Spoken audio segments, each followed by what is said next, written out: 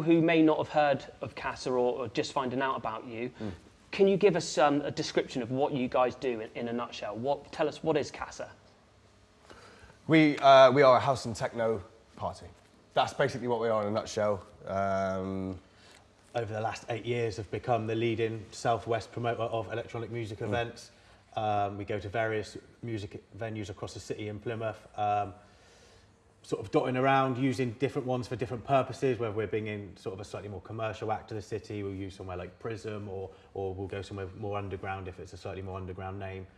Yeah. And that's what you do. That's you guys put on parties. Yeah, basically, Mike. Yeah, yeah. That's what we've been doing. It's become a bit of a beast, really, isn't it? In the last 3 years, like, you know, we did Faithless 3 years ago. We did a party in Screen 1 of Real Cinema. Right. And that was kind of the tipping point. Yeah, it was the tipping point of the rise of what we've been doing, and that's ultimately led to the place we're sat in, if I'm honest. Yeah. Isn't it? Mm. Yeah. That's interesting. Like, so for somebody who would just like discovering Casa now, you would look like this massive brand. You've done, like you said, all these parties all over the city. You've brought in acts like Faithless. And people will think like, wow, these are some like huge big time promoters. But if you rewind back a few years ago, you know, you started the whole thing off pretty much from scratch, from nothing. Exactly. So like, was it 8 years ago? 8 years ago. Tell us how it all began. Like, where did it all start? So it started as a final year university project with a group of friends and myself who set up Casa aimed at students on a Thursday night on North Hill, charging, I think the first ticket was £2 or £3 in the side, just a side room. They'd only let us have the side room of a, I think it's a total of about maybe a 200 capacity venue, but they'd only let us have the side upstairs, which was 50 people. So we'd have our own security on the door of that, selling tickets. After the first event, I think we sort of sold out and people were spilling out into the main part of the venue. Then after the first event, they said, look guys, we want you to have the whole venue. So then we had the whole venue. Did a few events in there. That's sort of where Ryan joined it on the first event, where he was our... Just from a DJing point. Yeah, came in and DJ'd for the first few events, whilst it was still a university project. It sort of fizzled out as part as a university project. The other team members sort of went back to their home cities, and I decided to stay in Plymouth and sort of pursue other things. 2 years later, we were approached by a sort of a fairly big promoter in the city, Jim Honeywell, at the time, who basically said he could get a guest DJ down, Sam Devine, who was a friend of his. And a pretty big deal as well. Pretty big deal yeah, at the time she was coming up. She was rising in the ranks, and Ben messaged me and said, right, Jim can get Sam Devine, we just need a location. We looked around together a few different places. Still at the time in Plymouth, I think there was a problem with venues. Sort of, it seems to what we've done with Casa all the time is we sort of tried to look outside the box. There were a few places like the Hub, H2O at the time, above the Live Lounge, which we sort of finally settled on, which was a small capacity, which we thought we'd rather fill a small capacity place and it'd be really underground going off and look the part and have really good vibe, rather than one of the more sort of, you know, commercial chain nightclubs in the city. Yeah. So we went there, did that Sam Devine event, and it absolutely flew. We sold out in advance. Had crazy queues around the outside. There's some after movies of the footage of queues and stuff going around the corner of that. You'll have to send us that night. Yeah, we went like, went really well. Loved the venue, and we were like, wow, there's something in it. Let's do some more of this. Yeah, and obviously I had sort of asked Ryan if he wanted to continue on with me, and that's how the fairy tale started. That's how the story goes. Yeah. So is Casa just you two then? Is it just your project, or do you have other people in? Casa is solely me and Ryan, and has been since from the start. We've got a couple of other projects ongoing. We've got the Weekender Festival, which is something else sort of similar to the venue which we launched in Plymouth that the city really needed, and that's with another partner, Charlie Gardner, who's quite was a vital member of the team. Yeah, really. absolutely. As Casa, we always wanted to do a music festival for the city, and for us really it was one thing that was always missing. You know, MTV didn't quite cut the mustard in terms of a proper underground, underground, overground. Yeah, sort of it was just for the festival vibe. Like it was on the Hoe, which is one of the best locations on the planet. Like they didn't sort of get local artists involved, local brands, local venues, local traders. It was all quite corporate and big, brought down, bought in. So you've got Casa, the house and techno night going from strength to strength. This new Weekender festival with Charlie. This has all kind of like happened in the past couple of years. If we go back to like when you were doing these first original events in the Live Lounge, what was kind of like, was there a plan then? Did you have a vision, or were you just like, let's just put on some events and have some fun? Yeah, in terms of that, we did this Sam Divine event and thought, you know, this is good fun. We're earning some money from it. Yeah. Let's continue to do it. And then we did that. The Live Lounge then became, you know, a kind of a pinnacle place to synonymous. Go. Yeah, a place to go. And you know, it was just one long tunnel. We put a massive sound system in there, and it's one smoke machine and one strobe light.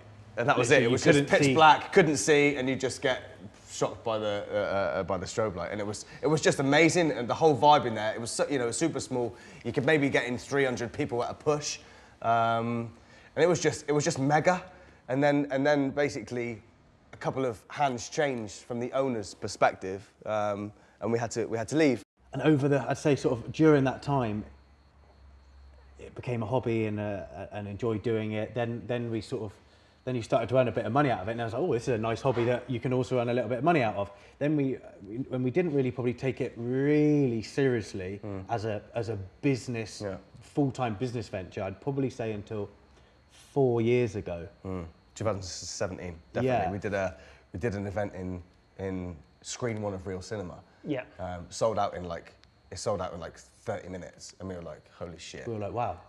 This is, and it was like, it was I was there, yeah, I went. Yeah, Mike, you went. I mean, it was. And the marketing we got from that, it was, you know what I mean, it was Herald, Casa do event in cinema, in Real Cinema, and it was sort of,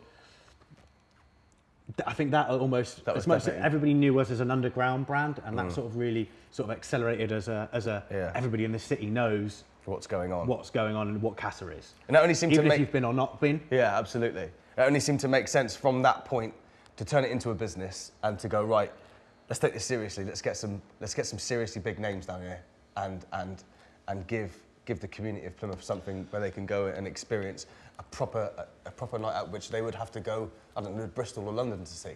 And I think nobody had really, even us, we had not really booked many names to the city. The sort of, I'd say the scene had massively died out over the last sort of 6 years predating that. And it sort of coincided with the Live Lounge changing hands, going in different directions and new owners. We then sort of did the cinema in the sort of bridge gap between that, and then our first event after the cinema was our first event at the Hub. And so it was our first event. We had almost been a little bit skeptical or frightened of going to the Hub, because we fill out, you know, a sort of 250, 300 capacity venue. If you've got 150 people or 200 in there, it looked busy and it was a banging night.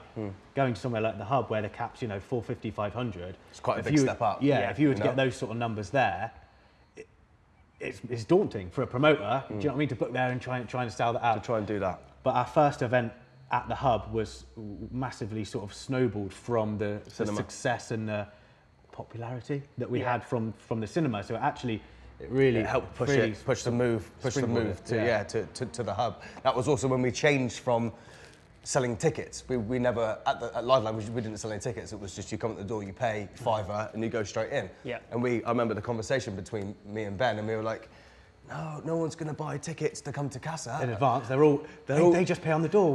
That's what our customers do, you know. So and then we were like, holy shit! All right, let's put tickets on sale. And that from a business aspect, because everything was online, so you can track it. Yeah, and we was like, right, we need to be a business now because you can see everything coming in. So was that the point where you started to think, we are a business now. We're going to really take this seriously. You start to think a bit more numbers, and you start to think a little, you know, oh, we're doing advanced ticket sales, and you know, we need so for that we need a business bank account to be paying the ticket revenue into, and that sort of thing. And oh, well, maybe we should, rather than just being a sole trader, we should become a limited company then. And do you know what I mean? So we set up a limited company, and then it just opens up so much more.